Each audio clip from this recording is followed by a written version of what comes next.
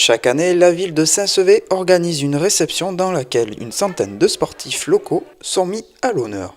C'est le rituel en fin de saison sportive de rassembler tous les clubs dans un même endroit et d'honorer les sportifs qui ont été mis à l'honneur durant la saison par leur compétition, leurs résultats sportifs. Donc c'est l'ensemble des 28 associations sportives qui sont invitées et donc la plupart répondent favorablement à l'invitation et sont présents pour cette manifestation. L'occasion de remettre des diplômes à ces nombreux clubs et sportifs tout aussi méritants les uns que les autres. Alors c'est un diplôme d'honneur représentant la ville de Saint-Sevé. Donc ces diplômes sont préparés par nous d'après les résultats qu'ont donnés les présidents d'associations. C'est les présidents donc qui décident d'honorer certains sportifs de leur club et en fonction de ça, nous on établit les diplômes correspondants. 2 clubs sportifs ont également eu la joie d'être récompensés pour leurs projets et leur parcours réalisés au cours de leur saison.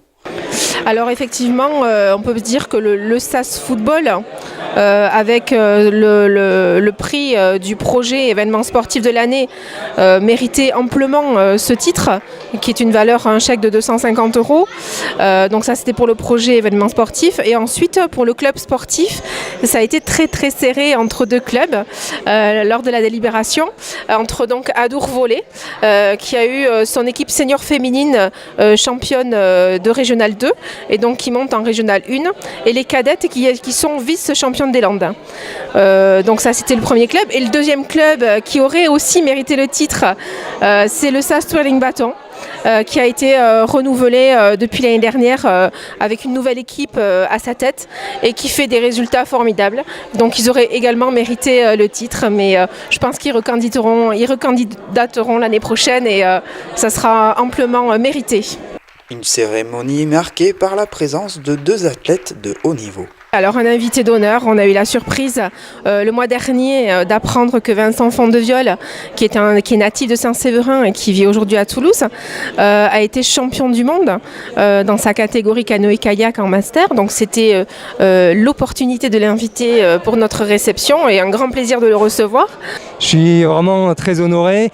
Je crois que j'ai essayé de partager aussi avec tous les autres sportifs tout ce que le sport peut apporter, les émotions, les voyages, les rencontres qu'on peut faire.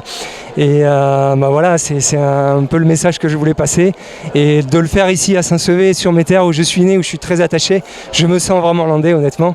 Je ne me sens pas vraiment toulousain, je suis attaché à la côte landaise, à la Chalosse ici, à tout l'esprit qui règne ici à Toulouse, à Saint-Sevé et pas vraiment à Toulouse. Voilà.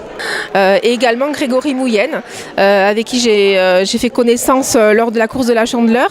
Il me paraissait normal de l'inviter à un autre titre co-coureur.